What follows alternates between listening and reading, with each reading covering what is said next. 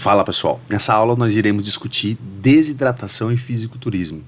Então, como aí talvez elaborar um protocolo ideal de desidratação, se é que podemos falar em protocolo ideal, qual o impacto da desidratação na saúde do atleta, qual o papel do rim, por exemplo, no processo de desidratação, por que algumas categorias elas têm um processo de desidratação muito mais evidente do que outras categorias. Então é uma aula bem interessante. Mais uma vez, papel e caneta na mão e vamos lá para a nossa próxima videoaula. Então, sempre quando se fala de desidratação, a gente vai imaginar aqui no físico como um glúteo em forma de borboleta, a famosa lower back, aqui na região da lombar, do paravertebral. Então, isso significa que toda essa água dessa região, e para você ter um glúteo nessa condição, realmente, você está aqui numa condição de definição, né, de retirada de água, de desidratação, muito severa, aqui como você vê no atleta Andreas Mussi. Então, a gente vai entender, basicamente, essa divisão de água total. Ela vai ser dividida por alguns compartimentos, como o líquido extracelular e o líquido intracelular. A gente vai ter aqui essa quantidade de água corporal total em relação ao percentual da massa corporal. Então, aqui, a massa corporal aqui, ela representa a água no corpo inteiro, aqui 53%. Então, eu estou falando do corpo e não necessariamente dos músculos. Então, eu tenho água aqui no espaço intracelular, extracelular, intersticial e uma água no plasma aqui na circulação sanguínea. E aqui, para a gente falar de desidratação, a gente vai falar de alguns termos que é importante que a gente entenda para a gente começar a discutir um pouco o processo de desidratação. Então, a gente vai ter aqui alguns termos que são muito utilizados quando se fala de manipulação de eletrólitos. Então, eu tenho uma euidratação. Então, significa euidratação, significa um indivíduo aqui com uma variação normal de água, ou seja, um indivíduo hidratado. Então, ele tem uma quantidade de água normal. A hiperidratação é quando se aumenta aqui o conteúdo de água, ou seja, se gera um novo nível, um novo estado estável para a quantidade de água acima dos valores de euidratação. Então, é basicamente quando o atleta ele faz, por exemplo, uma hiperidratação para gerar uma desidratação. A hipoidratação é que o atleta vai estar aqui no dia do campeonato, então aqui ele vai ter um novo estado estável com menor conteúdo de água. E a desidratação é o processo de perda de água e a reidratação é o processo de ganho. Então olha que interessante, você hiperidrata e quando você gera uma hiperidratação, você gera também uma desidratação. Então entenda que uma das maneiras que o fisiculturista utiliza para se desidratar é hiperidratar. E a gente vai entender por que isso acontece. Então, para a gente discutir sobre isso, a gente precisa falar de maneira geral uma das variáveis que vai mais influenciar aí nesse processo de desidratação, que é a temperatura local. Falando de exercício, de maneira geral, não existe nada mais intenso para o corpo humano ou nada mais cansativo ou desgastante do que a combinação de exercício e calor. Quem estuda isso, estuda no ramo da termorregulação. É uma área de estudo altamente complexa, que existe várias variações e uma profundidade muito grande dentro da área da termorregulação. Então não é o objetivo do nosso curso, mas só para deixar claro, quando se tem a combinação de exercício e de calor, realmente é uma agressão muito, muito forte. E a gente poderia falar de carga interna, carga externa, ou seja, a repercussão fisiológica da combinação de exercício e calor realmente é bastante significativa. Aqui a gente pode observar no aporte diário de água e a excreção num clima temperado, num clima neutro. Então a gente tem aqui, que basicamente não é o clima da região Nordeste.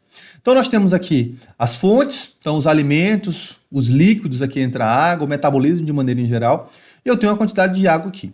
Então eu tenho uma excreção de água, urina, fezes, pele, pulmões, aqui refazendo um total aqui da mesma quantidade que é ingerida, é a mesma quantidade que é excretada.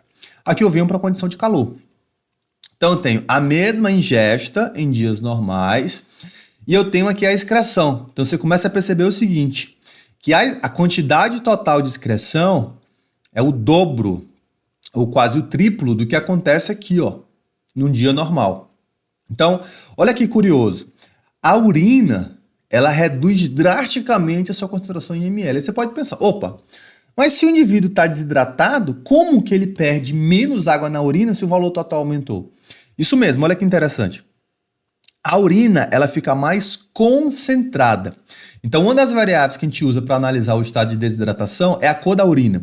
Então, você vai ter um pequeno volume de urina, só que uma grande concentração de eletrólitos. Ou seja, você reduziu o volume urinário e você tem uma urina agora extremamente concentrada. É por isso que a gente utiliza de forma empírica e indireta os scores ou os valores ou as tabelas de desidratação da urina. Então, se você colocar aí na internet, se você fizer uma breve pesquisa, você vai perceber que existem várias escalas aí com a coloração da urina. Então, subtende-se que quanto mais escura for essa urina, mais desidratado você vai estar. E aqui outro ponto importante. Ó, a fezes ela sai mais ressecada, é um sinal típico de desidratação e é um sinal típico de inflamação do trato gastrointestinal. A gente vê muito isso com os indivíduos que têm problemas gastrointestinais. Tem uma escala chamada escala de Billstrow, que é uma escala que ela avalia de 1 a 7 o estado das fezes do indivíduo. Então a gente tem várias escalas lá que tem relação com inflamação, constipação e com pouca quantidade de água. A pele vai ser o órgão que vai mais excretar água justamente por conta dessa temperatura, na tentativa de reduzir essa temperatura da pele. E o metabolismo aqui, os pulmões, na verdade, ele vai também excretar uma grande quantidade de água, perfazendo aqui um total muito maior quando o clima ele não é temperado. Então aqui a gente tem o balanço ou o equilíbrio osmótico entre o fluido extra e o fluido intracelular. A gente tem a evaporação aqui através das fezes, né, através da respiração, e os rins aqui sendo tem um grande papel em todo esse processo de desidratação. A gente vai falar muito sobre rim quando entrar lá na próxima aula sobre diuréticos. Então olha que legal, aqui a gente tem a composição aproximadamente dos espaços aqui do líquido intracelular e do líquido extracelular. Lembra que a gente falou lá no início da aula? Essa distribuição total aí da quantidade de água, onde eu vou ter aqui o líquido intracelular com a quantidade muito maior aqui, 150 ml por litro em média, né, milha equivalentes por litro, e um líquido extracelular aqui 4 milha equivalentes por litro, ou seja, uma quantidade muito, muito inferior. Então a alta ingesta vai tender a alterar aqui o líquido extracelular e uma alta excreção vai tender a alterar o líquido intracelular. Então esses líquidos eles estão extremamente em contato, em transferência, e o que vai estar em transferência são justamente as subunidades, as substâncias e as suas subunidades que vão fazer parte da unidade como um todo. Aqui eu tenho o sódio, então a gente percebe que o sódio, eu tenho muito mais sódio fora da célula do que dentro da célula, e um dos mecanismos responsáveis por isso é justamente por conta do potencial de ação, ou seja, por conta do impulso elétrico que vai ocorrer em toda essa região, e a gente vai precisar de uma concentração de eletrólitos, principalmente de sódio aqui, um desbalanceamento em relação ao líquido extra e o líquido intracelular, por inúmeros fatores, troca de fluidos na célula, impulso nervoso de uma região para outra. Aqui eu tenho potássio, simbolizado pela letra K. Potássio já é o contrário, eu tenho muito mais potássio dentro da célula e muito mais potássio menos. Daqui surgiu um mito que os fisiculturistas com essas informações pensaram o seguinte: poxa, se eu tenho muito sódio fora e essa região aqui, quanto mais água fora da célula é ruim, eu preciso retirar esse cara da minha vida, esse sódio da minha vida, ou seja, não vou ingerir mais sódio, e eu preciso aumentar quem? O líquido extracelular, porque vai ser justamente ele que vai gerar um aumento de pressão na minha célula. Então eu retiro o sódio, aumento o potássio, tudo feito. Pessoal, não pensem de maneira simplista. E eu vou mostrar para vocês que é um dos maiores erros quando a gente fala de desidratação. É um desequilíbrio extremamente agressivo. Então eu tenho o cálcio aqui muito mais concentrado aqui na região intracelular. Tem o cloro, então muito mais concentrado na extracelular. Tem um bicarbonato de sódio, um famoso tampão aqui que vai atuar na forma extracelular. Então o bicarbonato de sódio ele vai ter várias implicações. Por exemplo, quando você faz exercício e você induz a produção de alguns ácidos, de alguns prótons de hidrogênio, é esse bicarbonato que vai tamponar esses prótons de hidrogênio aqui de maneira extracelular, produzindo CO2 e água, e aumentando aí o processo de alcalose respiratória, numa tentativa de compensar e tentar resolver um problema que for originado lá no músculo. Enfim, isso é conteúdos quando a gente fala de fadiga muscular. Então esse cara aqui é um dos caras que te ajuda lá a retardar a fadiga. E o pH, que é uma escala de potencial de hidrogenação, ou seja, ela analisa aí a quantidade de hidrogênio. Então a gente vê aqui que quanto mais para dentro da célula, mais ácido vai estar esse pH, e quanto mais para fora aqui vai estar mais próximo do neutro aqui, mais próximo do valor sanguíneo. E aqui seria a osmolaridade, que seria justamente o equilíbrio entre essas duas concentrações, extracelular e intracelular. A gente vai perceber que os fisiculturistas eles tentam fazer isso de uma maneira muito empírica. Muitas vezes dá certo, outras vezes não dá. E a gente vai discutir isso. Por que provavelmente dá certo e por que não dá? Aqui quando a gente fala de osmose ou de equilíbrio osmótico, a gente precisa entender o seguinte. Existem algumas substâncias que são isotônicas, então significa o seguinte, aqui eu tenho uma célula e aqui eu tenho uma água. Então cada bolinha preta dessa aqui, ó, é uma água, um soluto extracelular. E aqui na parte interna eu tenho um soluto intracelular. Então eu preciso de um equilíbrio entre o que acontece fora e o que acontece dentro. Quando não existe movimentação de água, quando isso é igual, eu chamo de substância isotônica, ou seja, a célula fica do mesmo tamanho e a quantidade de soluto extra e intracelular também fica muito parecida. Quando eu tenho uma solução hipertônica, ou seja, muito concentrada, o que vai acontecer? A água vai se movimentar para fora, então esses pontinhos pretos aqui eles vão sair, então eu vou ter muito soluto extracelular. E o que vai acontecer com a célula? Ela vai encolher.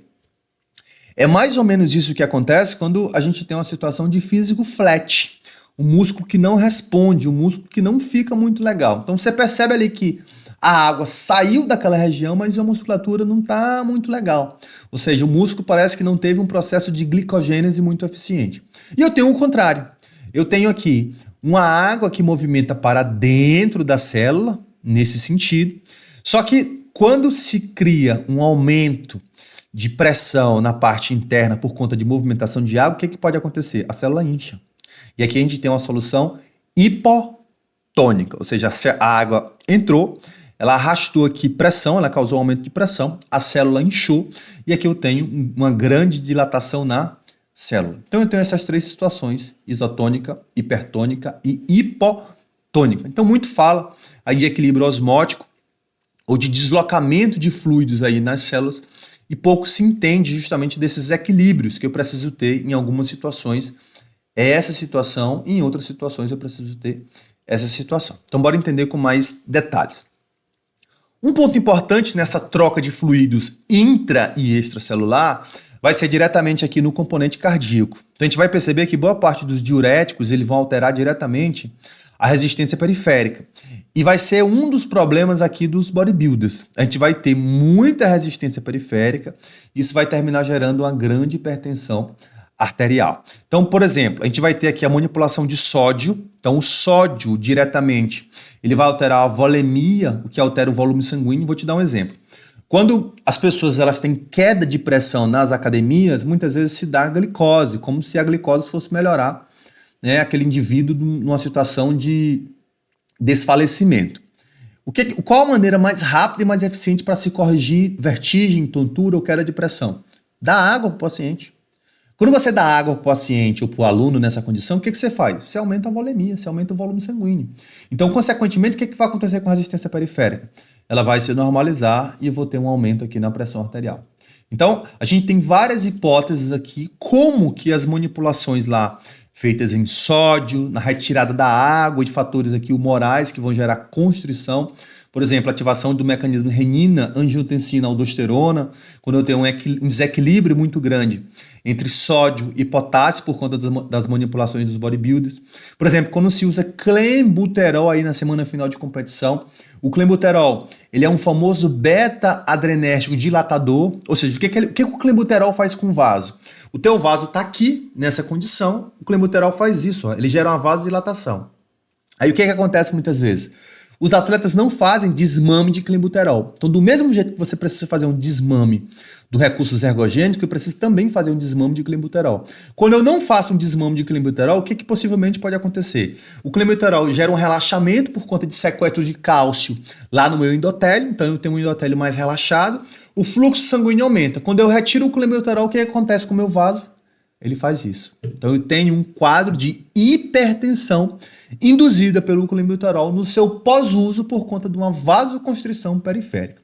Então boa parte dos fenômenos que a gente vai ter na semana final de competição, a gente vai se preocupar com todos esses fatores aqui. Então a pressão arterial ela é a multiplicação do débito cardíaco, quanto que meu coração se contrai e quanto de sangue que ele ejeta pelo ventrículo esquerdo e como que o meu vaso ele responde a essa dilatação e como que o sangue passa por esses vasos. Isso a gente chama de resistência periférica, de luz do vaso ou de viscosidade do sangue. Os bodybuilders a gente vai ter mais um problema aqui na resistência. Boa parte das drogas que são utilizadas nessa semana final de competição, ou que o atleta utiliza nesse período pré-contest, são drogas que aumentam o hematócrito. Então, o hematócrito seria ali a produção de células vermelhas ali de todo o aparato ali cardiovascular dos indivíduos, ali das células do sistema imunológico, até das células sanguíneas. Então, a gente tem alterações a nível do sistema imune, a gente tem alterações a níveis de valores de sangue, ou seja, todo o hemograma do indivíduo vai ter alterado. Então, geralmente, quando a gente estabelece alguns valores de hematócritos, ali uma taxa de corte, um nível de corte de até 53% no hematócrito.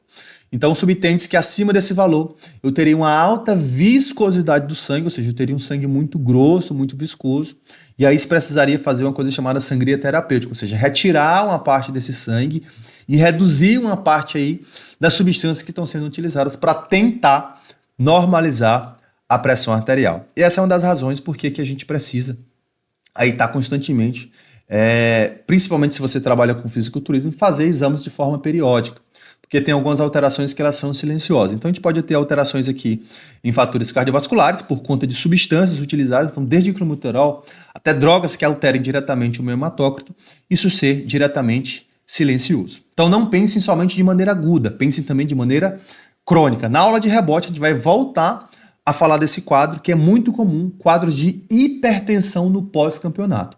Justamente por conta da quantidade de mineral-corticoides que são estimulados através da alimentação e por conta da quantidade de eletrólitos e insulina que vai entrar nesse período pós-campeonato, advindo aí da alimentação dos atletas.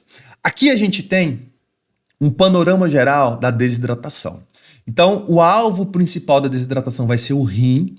Então, eles são os órgãos aí principais responsáveis por esse equilíbrio hídrico no corpo humano.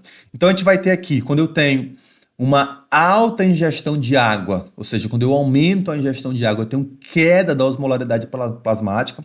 Então, lembra que a gente falou aqui anteriormente, ó, se eu tenho queda da osmolaridade plasmática, o que vai acontecer?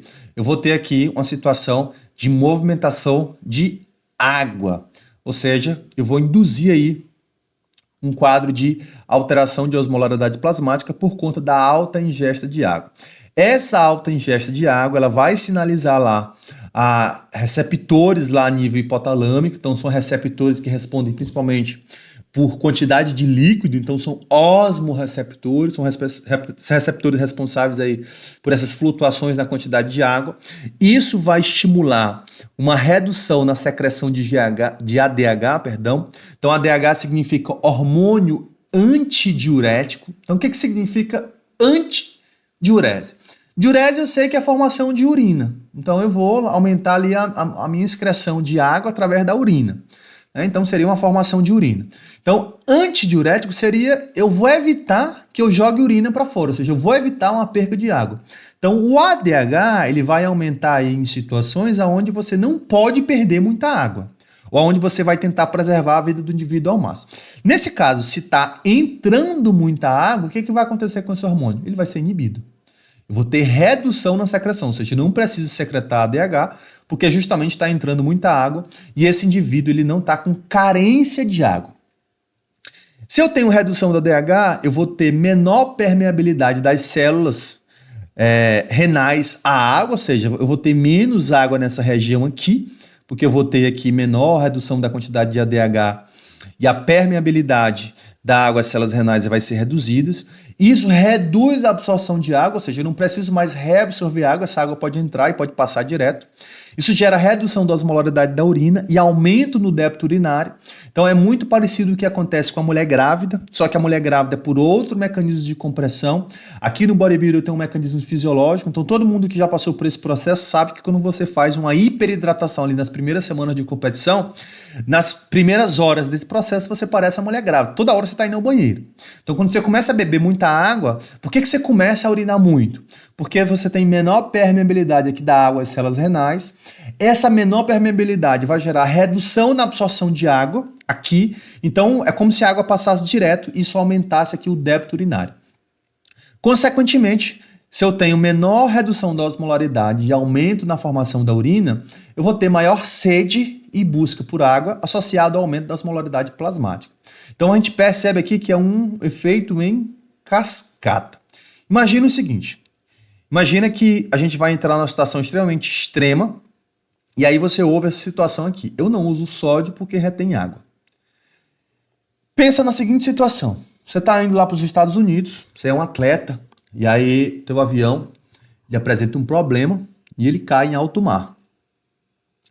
E aí você pensa na seguinte situação, o que eu faço agora? Você não vira para um lado e para o outro, você já está há vários dias, aí, há 2, 3 dias, dentro de um bote salva-vida e você está sozinho no meio do mar. Você olha para um lado e olha para o outro, você não vê nada. E eu te faço uma simples pergunta. Se você beber água do mar, você hidrata ou desidrata? Se você beber água do mar, você vai desidratar. Por conta da quantidade de eletrólitos, principalmente de sódio que eu vou ter. E aqui eu vou te dar uma explicação muito simples. Existem mecanismos que são chamados de freio diurético. O que é freio diurético? São estratégias que são utilizadas pelo corpo humano para tentar preservar a tua vida. Então, quando você usa uma medicação, quando você fica sem beber água, quando você aumenta a quantidade de água, quando você manipula de alguma forma os eletrólitos, você vai acionar esses freios diuréticos. Então, a função desses freios diuréticos é justamente preservar a tua vida. Então, preste atenção aqui, ó. Aqui eu tenho um peso de um indivíduo. Então, aqui eu tenho uma janela terapêutica de um diurético. Então, o cara utilizou diurético aqui. O que aconteceu com o peso? Ó? Ele caiu, só que ele caiu até um determinado ponto. Depois eu tenho um mecanismo que faz o seguinte, ó. Esse peso que caiu, ele volta ao basal. Ou seja, o que é o freio diurético? É justamente esse ponto bem aqui, ó. Opa, a partir daqui o peso não cai mais. E eu vou voltar esse peso lá para o basal de novo. Aqui é o mesmo caso, ó. Preste atenção. Aqui você começou a tomar um diurético e esse diurético aqui, ele excreta sódio, ou seja, ele joga sódio fora. O que começa a acontecer? Ele começou a jogar sódio fora, chega até um determinado ponto, essa excreção de sódio ela não acontece mais, ela cai, você se estabiliza, você entra em mecanismos contrarregulatórios, isso cai de novo, isso volta para o basal. Ou seja, o que é freio diurético? É uma estratégia que o corpo utiliza para você estar sempre nessa faixa do meio aqui, ó. Ou seja, você pode fazer o que você quiser fazer. O corpo sempre vai buscar meios para tentar encontrar o equilíbrio. Ele vai tentar, talvez ele não consiga, mas ele vai tentar. É por isso que o termo correto não é homeostase, e sim alostase. Lembra que a gente já discutiu sobre isso? Olha um exemplo muito grande que eu te dou agora falando disso. Esse trabalho ele avaliou justamente o seguinte. Será se o indivíduo que retira aqui a quantidade de sal da dieta, será que a quantidade de aldosterona ela altera? A aldosterona é um hormônio responsável pela retenção de sódio.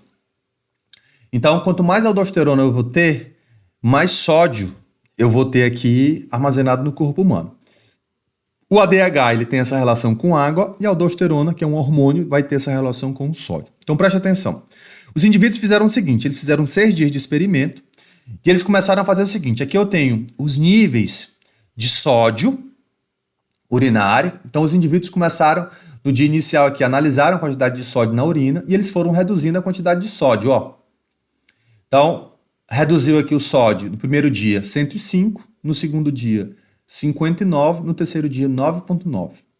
Ou seja, cada dia mais, você estava desidratando, por quê? Você estava jogando cada vez menos sódio fora. Então, o que estava acontecendo? A aldosterona, como que você pegando o sódio aqui urinário e você pegando o sódio na circulação, poxa, será que é uma estratégia que eu faço aqui, do ponto de vista dietético, avaliando o sódio diretamente na minha urina, será se isso muda no meu plasma? Se você observar aqui, ó, o sódio urinário ele vai caindo, só que o sódio sérico ele fica praticamente igual. Mas por que ele fica igual? Lembra que eu falei que a aldosterona tem um amor muito grande por sódio? Então, à medida que você vai retirando o sódio da dieta, olha o que acontece com a aldosterona, ela vai aumentando. Ou seja, no dia que você tem menos sódio, quem que está mais alto? A aldosterona. Olha quem que fica igual? O sódio sérico. Por que o sódio sérico fica igual? Lembra que eu falei para vocês que eu preciso de um equilíbrio entre LEC e LIC, líquido extracelular e líquido intracelular. Então, eu preciso do equilíbrio entre esses compartimentos. E por que eu preciso desse equilíbrio? Para o meu coração funcionar, para meu músculo contrair, para ter impulso nervoso do meu cérebro aos músculos. Ou seja, você pode fazer o que você quiser fazer do ponto de vista de estratégia. A quantidade de eletrólitos no plasma ela não vai variar. Ela vai ficar muito, muito parecida, justamente por conta de mecanismos de freio diurético. Aqui é um exemplo muito clássico disso nesse trabalho.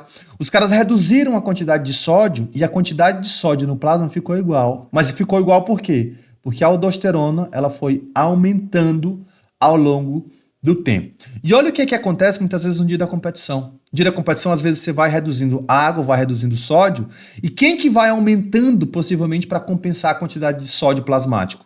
A aldosterona. Ou seja, você está fazendo uma estratégia que, do ponto de vista estético, ela é contraproducente à estética corporal. E aqui eu te dou um exemplo.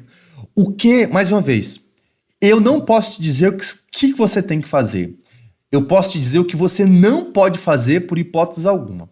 Então, eu não posso, por hipótese alguma, reduzir a água ao mesmo tempo em que eu reduzo o sódio e uso um poupador de potássio. Ou melhor, eu reduzo a água, eu reduzo o sódio e eu aumento o potássio. Professor, isso pode acontecer? Pode. Quando que isso pode acontecer? O atleta fica sem água, ele usa um hidroclorotiazida, um diurético que vai poupar potássio e vai excretar sódio, e ele ainda manda para dentro o quê? Um slow carb. Então é como se a contração de sódio fizesse isso, ó, fosse para o chão e o potássio fosse lá para cima. Quando eu tenho um desequilíbrio aqui dessa concentração de sódio e de potássio, eu vou ter a famosa cãibra. Das razões da cãibra é justamente um desequilíbrio muito grande entre esses dois caras, entre sódio e potássio. Uma das. Outro ponto que vai influenciar muito aqui é a inibição da anidrase carbônica. E a gente vai ver isso principalmente em vários diuréticos que vão ter essa característica.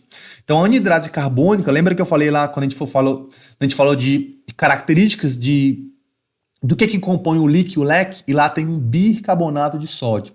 Então, geralmente, quando tem inibição dessa enzima, eu tenho um aumento de bicarbonato e eu tenho um aumento de fosfato, aumentando o CO2 plasmático, e isso pode gerar cãibra.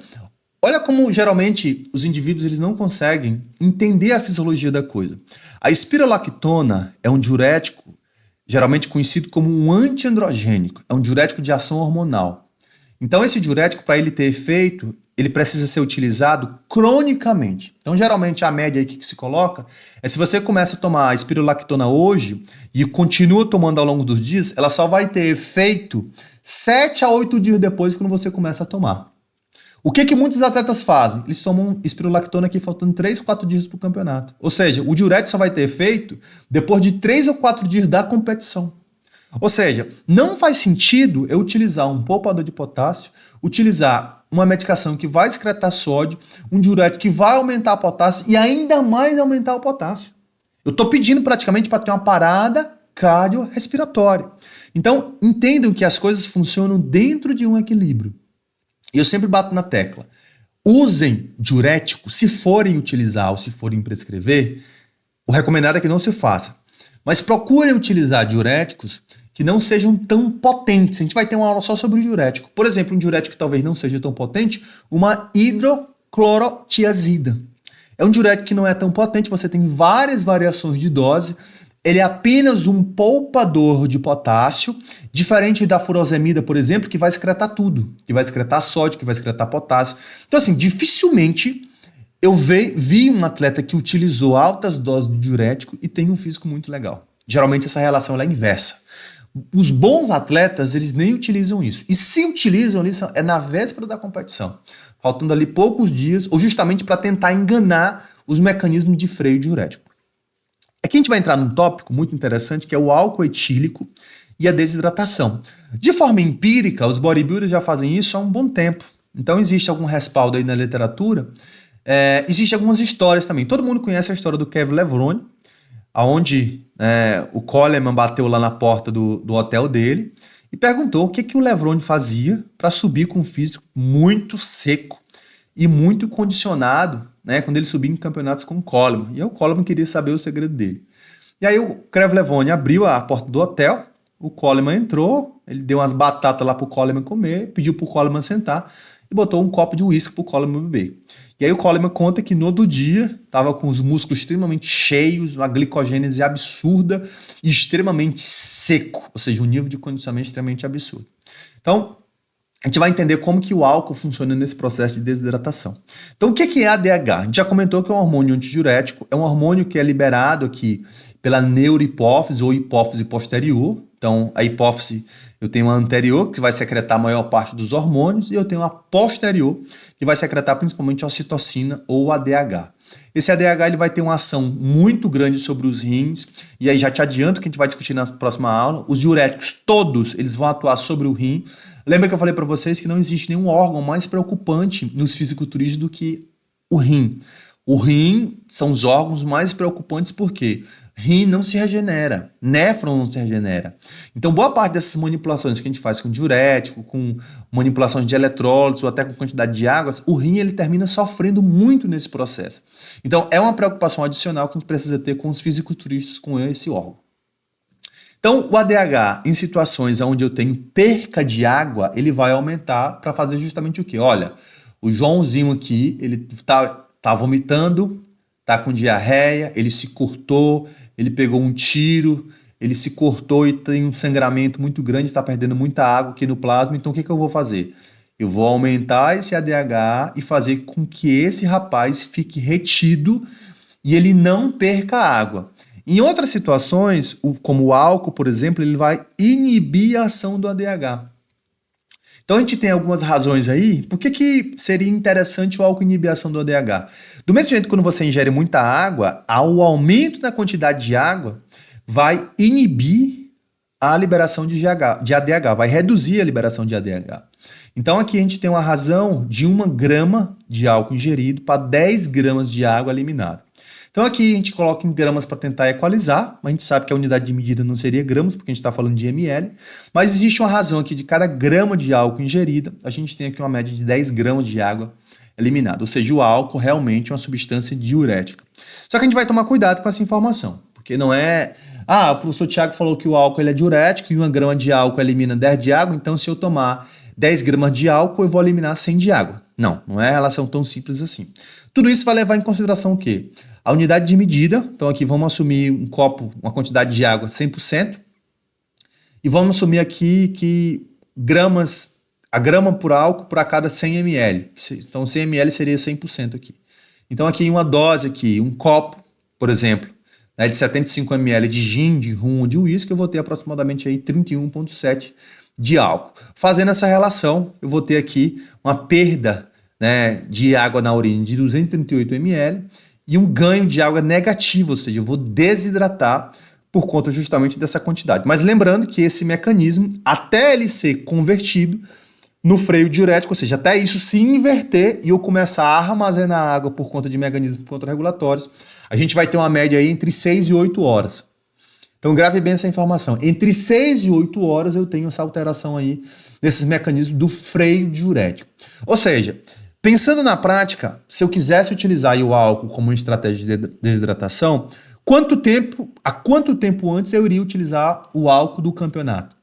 Tipo, o atleta vai subir meio-dia. Então eu programaria entre 6 a 8 horas antes, aí pequenas doses, aí se eu quisesse tentar utilizar essa estratégia, né, que assim, na prática, poucos atletas fazem. Então os atletas utilizam essa estratégia, talvez nem pensando na fisiologia, por inibição de ADH ou coisa parecida, mas mais para descontrair. Então já ouvi de atletas assim, professor, eu tomo ali um dedinho de vodka, um dedinho de uísque, pensando na desidratação, mas principalmente para mim ficar mais solto, para mim perder, eu sou muito tímido, para mim melhorar nos confrontos. E realmente, a gente tem alguns trabalhos que suportam, né, os efeitos do álcool em níveis. Então eu tenho uma fase de excitação, que é a primeira fase ali onde eu tenho pequenas quantidades de álcool, diferentemente quando eu tenho uma fase de depressão, quando o indivíduo usa muito e muita bebida alcoólica, e aí, nesse caso o álcool já se torna depressor. Então é uma estratégia que você precisaria calcular muito. Eu, sinceramente, nunca preparei nenhum atleta pensando e contando com essa estratégia, mas é uma estratégia que pode se somar aí na inibição do ADH justamente com a hiperidratação. E aqui eu trago um alerta para a gente começar a pensar nessa desidratação de uma forma um pouco mais calculada. Um risco conhecido como hiponatremia. Então, no fisiculturismo isso não é muito conhecido, mas em outros esportes e modalidades esportivas já é muito relatado. O que seria hiponatremia? Um aumento de água muito grande e uma redução plasmática de sódio muito alta. A gente vai falar disso com mais profundidade quando a gente for falar sobre rebote, que é um caso muito comum nos fisiculturistas, principalmente pós-competição. Mas pode acontecer na semana final de competição. Por quê? Porque na semana final de competição, o que os atletas vão fazer? Eles vão aumentar aqui a água corporal, a quantidade de água corporal, principalmente por conta da hiperidratação, e ao mesmo tempo em que os caras aumentam a água corporal, o que eles fazem com o sódio? Eles reduzem drasticamente. Somado ao fato que, além de reduzir o sódio, o que eles fazem com o diurético? Eles usam diuréticos que vão esfoliar sódio. E diuréticos muito potentes, como por exemplo a furosemida. Já conheci atleta que utilizou 3 classes de diurético diferentes. Então assim, totalmente sem necessidade, e um desconhecimento muito profundo da fisiologia básica do diurético. Então assim, os atletas estão numa condição realmente de hiponatremia, e aí você pode me perguntar, o que é hiponatremia? Então é quando eu tenho pequenas quantidades de sódio, aqui abaixo de 136 miliequivalente por litro. Qual o perigo real disso? Eu posso ter um edema cerebral, então eu posso ter aqui valores de sódio muito grande, edema a nível cerebral, isso prejudica diretamente a minha função muscular. Eu posso ter uma função alterada do meu sistema nervoso central, então posso ter taquicardia, palpitações, vertigens, pupilas extremamente dilatadas, eu posso ter congestão pulmonar, ou seja, o meu pulmão ele pode funcionar de forma irregular, eu posso ter aumento da frequência respiratória, eu posso ter inúmeros processos que podem me levar a um quadro de morte. Então tomem cuidado, é uma coisa que não é discutida e que a nossa função com esses cursos é justamente se aprofundar nos perigos que podem acontecer quando se aumenta a água e quando se reduz drasticamente o sódio. Beleza, professor? O que você traz de recomendação geral? Mais uma vez, não tem como eu dizer o que você vai fazer. Aqui são as recomendações para você tentar ajustar, mais uma vez, pensando na categoria e pensando no frame do seu atleta. Então, geralmente, recomendação de água, iniciar de 7 a 10 dias antes do campeonato, ou seja, não deixar para começar muito na véspera. Quanto de água, professor, que eu vou calcular? Em média, de 60 a 100 ml por quilograma. Então eu pego lá o peso do atleta e multiplico aqui por 100 ml, por exemplo, se for um bodybuilder pesado. Mas, pessoal, o principal, essa relação aqui entre 60 e 100 ml é uma média. Qual vai ser a variável principal para me calcular isso?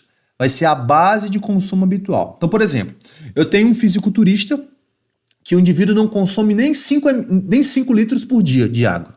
Então eu não vou pegar 100 ml e vou colocar um cálculo para ele fazer baseado no teto máximo. Basta eu colocar aqui com 60 ml, já está de bom tamanho.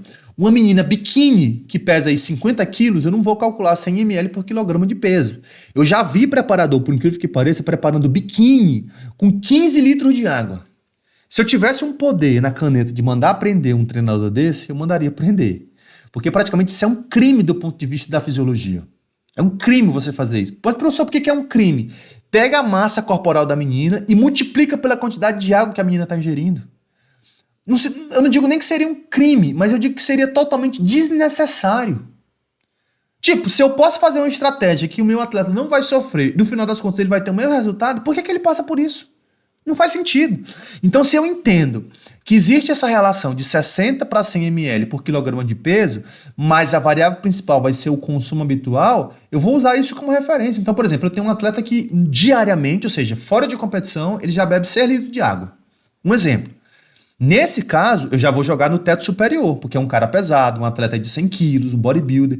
Então, talvez, se eu colocar uma multiplicação aqui de hiperidratação na semana muito baixa, não vai surtir efeito, porque habitualmente ele já vai estar programado para isso. Então, aqui vai ser uma média. No quinto dia, reduzir essa água em 3/4, então 25 ml em média. Então, reduzir, não é zerar. No sexto dia, ou seja, um dia anterior ao campeonato, reduzir em média aqui para 12,5 ml, e aqui dividido entre as refeições. Professor, por que você acha interessante dividir entre as refeições? Lembra do que eu falei da aula sobre glicogênese e bioquímica dos carboidratos? O glicogênio se torna mais solúvel em água. Quando que você tem síntese de glicogênio? Quando a molécula de glicose ela é energizada. Quando que isso acontece? Quando você se alimenta. Então faz muito mais sentido você tentar dividir isso entre as refeições. Ah, professor, você tem algum trabalho que diga que se o atleta não beber água, longe das refeições, ele não vai ter síntese de glicogênio? Não, eu não tenho nenhum trabalho que te fale isso. Isso é informação puramente empírica. Então teste e veja se funciona, mas existe um amparo bioquímico por trás disso, por trás da bioquímica básica, mas nunca ninguém pegou essa ideia e disse assim, olha, deixa eu testar, será que isso funciona? Será se eu comparar dois grupos que o indivíduo ingeriu a água longe das refeições e depois fazer uma biópsia e ver se teve mais síntese de glicogênio, ou se o grupo que bebeu água junto com as refeições, ele teve um aumento da síntese de glicogênio. Você não vai encontrar isso na literatura, principalmente em fisiculturismo. Só que em relatos práticos, os atletas já reportam isso. E faz muito sentido isso. Quando eu vi essa informação a primeira vez, foi na live de um treinador muito famoso. E ele disse, olha, quando eu passei a colocar a divisão de água próximo das refeições ou entre as refeições, eu percebi que a qualidade muscular do atleta melhorou. E aí, ele não soube responder por quê, né? Mas na mesma hora me veio o estalo. E a bioquímica fundamenta muito isso. Então, o glicogênio ele fica mais solúvel em água. E pensando que essa flutuação de água de cheio para flat é muito rápida, então faz muito sentido o que os caras estão falando. Então, realmente testem a estratégia, mas mais uma vez é uma conduta geral e vocês vão escolher se isso vai funcionar bem para os seus atletas ou não. No dia do campeonato, então 10 ml por quilograma, ou seja, o atleta nunca fica sem água. Em hipótese alguma, o atleta vai ficar sem água. Então preste atenção nas recomendações gerais. Em nenhum momento eu te disse para zerar a água. Então, 10 ml por quilograma em média, dividir de forma inteligente até a hora do palco. Porque aqui eu já te dou uma dica. No Endurance, o pessoal faz uma coisa que eles pegam algodão, eles molham o lábio do atleta, e apenas esse fato de pegar o algodão e molhar o lábio do atleta em situações de extrema desidratação já gera informações hipotalâmicas para dizer assim, olha, cérebro, vai entrar água, ou seja, como se eu enganasse aqui o meu sistema nervoso, então reduz a sensação de sede. É mais ou menos isso. Então, se você tiver um atleta que ele está sofrendo muito na desidratação e você já estourou aí todo o cálculo que você fez da quantidade de água e ele já bebeu água antes do tempo, o que é que eu te recomendo? Se ele ficar com sede, ele vai começar a armazenar água, ele vai começar a inchar, ele vai começar a reter por conta do mecanismo do freio diurético. Então não esquece disso. Só que você pode criar essa estratégia de tentar diluir essa água da melhor forma possível e utilizar essa estratégia de tentar passar o algodão molhado aí no lábio do atleta, que empiricamente a gente tem relatos e tem até alguns trabalhos em outras áreas, principalmente com bochecho de carboidrato, com hidratação dessa região do lábio e algumas reduções de percepção. Então apenas a percepção do atleta ela fica alterada. Então essas são as recomendações em relação à água. Professor, quais são as recomendações em relação ao sódio? Então, uma hiperidratação, ou seja, o aumento na quantidade de água, sinalizará uma maior diurese por aumento na pressão de reperfusão. Lembra que eu falei lá do rim, que o rim é um dos principais órgãos nesse processo? Então, quanto mais água você bebe, é como se o teu rim dissesse assim, olha, eu vou jogar mais essa água fora porque tem muita água chegando aqui e a pressão está aumentando muito no meu rim. Então, eu preciso jogar essa água fora. Então, isso vai induzir uma maior diurese. Então, o sódio aqui também, ele vai ter um papel coadjuvante aqui também, então ele vai sinalizar uma maior diurese, só que por outro mecanismo, conhecido como arginina vasopressina, e um mecanismo conhecido como... falhou a memória agora. renina, angiotensina, aldosterona, que é um mecanismo de controle muito eficiente no controle da pressão arterial, que a gente chama de mecanismo de RAS, renina, angiotensina, aldosterona. Então a gente vai ter dois mecanismos aqui, ó, muito eficientes, trabalhando de forma sinérgica, uma hiperidratação aumentando a pressão no rim, o sódio sinalizando aqui por inibição de arginina, vasopressina ou do ADH, do mecanismo de renina, angiotensina, aldosterona.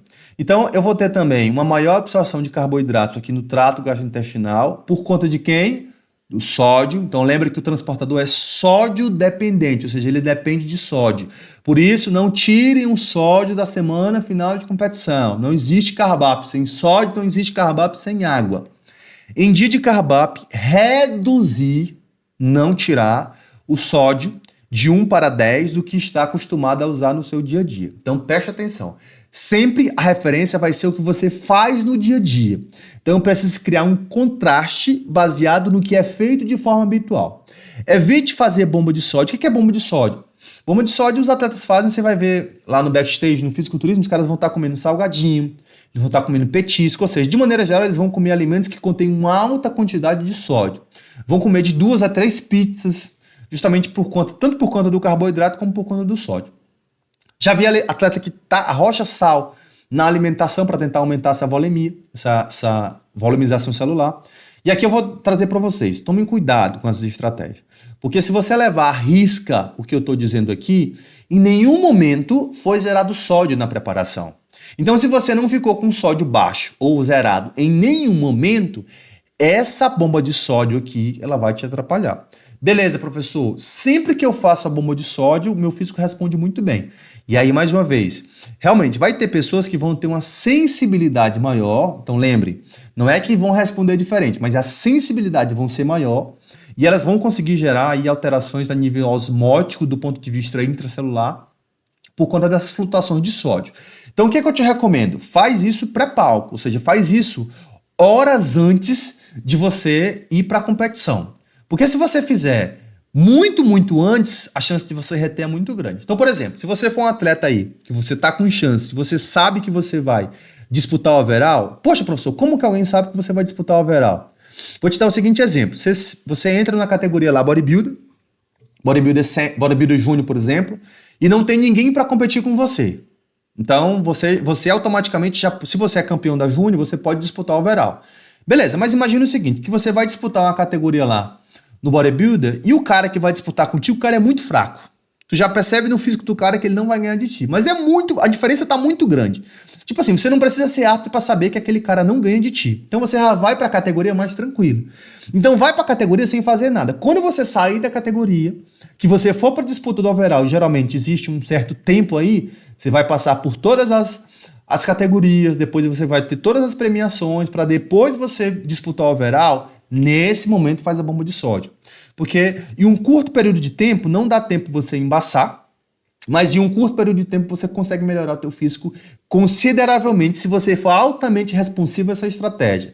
Se você utilizar muito antes, você vai embaçar justamente na hora da competição. E se você utilizar pouco tempo antes, você vai embaçar depois da competição. Então, se você embaçar depois da competição, não tem problema. E aí, mais uma vez, são as estratégias que a gente está falando. Lembra, a gente está programando tudo isso para dar certo que dia? Dar certo no dia da competição. Se você faz tudo isso e teu físico está melhor depois da competição, toda a tua preparação foi perdida. Porque a tua programação ela foi feita de forma errada. Não caiu no dia certo que era para ter teu físico lá na melhor condição possível, a pele mais fina, o músculo mais cheio. Ou seja, teu físico estava melhor 2, 3 dias depois da competição. E aí, ergogênico. A gente não falou sobre ergogênico ainda, mas como a gente está falando de semana final de competição, eu resolvi compilar tudo nessa aula para vocês saírem aí com meio que um guia, né, do que não fazer nessa semana final de competição. Então, evitem aplicações aí na semana final. Eu sei que não dá para falar de fisiculturismo aí sem falar de uso de recurso ergogênico, é uma coisa muito comum. Então, evitem aplicações nessa semana. Então, geralmente os atletas fazem aí a retirada dessas substâncias injetáveis, principalmente se for em grande volume. Então, a pele muito fina, uma desidratação, tudo isso pode gerar caroços ou má absorção. Então, principalmente, glúteo, deltoide e panturrilha, se isso ficar visível, se ficar aquele calombo, aquele caroço, é o último lugar. Lembra que a gente falou lá nas aulas sobre despontuação, lá na estatística de julgamento? O atleta não pode ter sinais de aplicações localizadas. Ah, professor, mas uma testosterona não é óleo. Concordo, testosterona não é óleo localizado. Né? Testosterona tá numa base oleosa, num éster organizado em uma base oleosa, só que não é um óleo, né, rico em vitaminas, como esses óleos que são aplicados, né, para preencher músculo. A gente vai ter também uma aula sobre isso.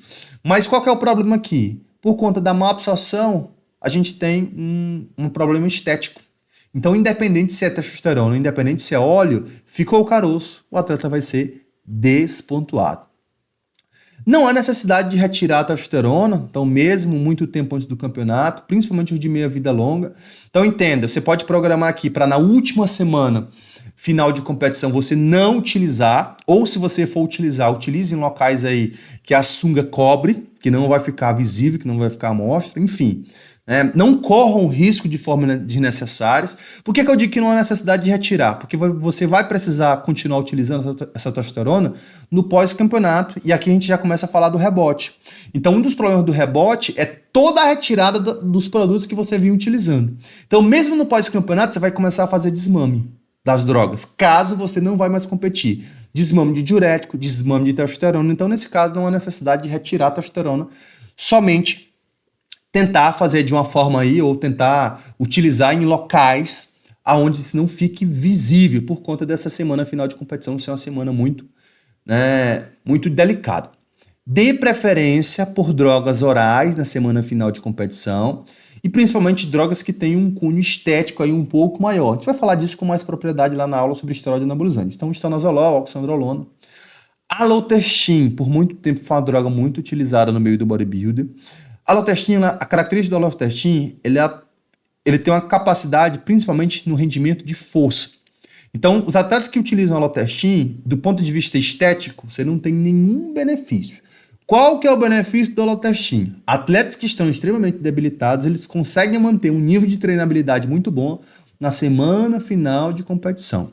Apenas para isso, o alotertin, é uma droga, mas se eu fosse comparar o alotertin com um suplemento, ele lembra muito a creatina, porque ele causa uma melhor ressíntese de creatinofosfato no músculo. E essa é a razão que ele aumenta a força.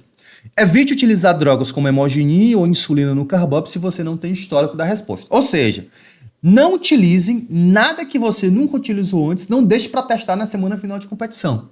Se você deixar para testar na semana final de competição, você vai estar colocando em risco aí toda a tua preparação, por simplesmente não pensar no risco que aquela estratégia pode influenciar diretamente no teu físico. E aí, mais uma vez, para a gente fechar o assunto semana final de competição, não existe finalização. Como eu já falei lá no início, não entre na competição dependendo da última semana. O que existe são ajustes finais.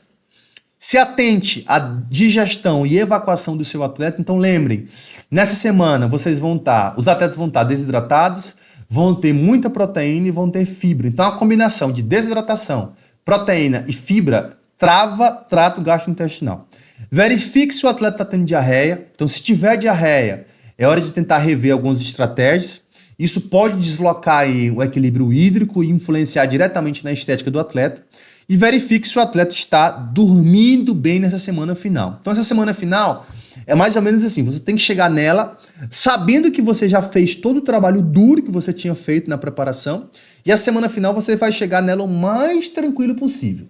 Eu sei que na última semana não dá para você chegar tranquilo, na verdade você está ansioso para o dia da competição, principalmente se você for um estreante, mas a ansiedade nesse ponto, ela vai gerar uma resposta adrenética e isso pode reduzir a síntese de glicogênio. Então pensem em retirar os estimulantes nessa semana e reduzir o quadro de glicogenólise, ou seja, quebra da molécula de glicogênio. Para a gente fechar o raciocínio, essa última semana é mais ou menos assim. Quando eu digo que a última semana é de ajustes finais, você vai tentar dar um tiro aqui com calibre 32. O que quero dizer com isso? É um calibre pequeno e se você acertar no seu alvo, beleza, você acertou, mas o estrago foi muito pequeno. Se você errar, também você não tem problema, porque a manipulação que você fez foi muito tranquila, ou seja, é uma arma muito... Pode matar do mesmo jeito, mas o estrago é bem menor, o furo é bem menor, a chance de você viver é maior. Aqui não, meu amigo. Aqui eu tô falando de um calibre 12. Então, se você errar aqui, o estrago aqui é grande. Então, é mais ou menos assim. Você tenta melhorar uma estratégia aqui para você ganhar 5%, mas na verdade, quando você erra 50%. Então você tenta melhorar para ganhar 5% e você piora 50%. Então, mais uma vez, pensem aqui, ó. Pensem de fazer o mínimo estrago possível. Não deem um tiro no físico de vocês na última semana de competição. Essa foi a nossa aula sobre finalização. Um grande abraço. Até a nossa próxima aula.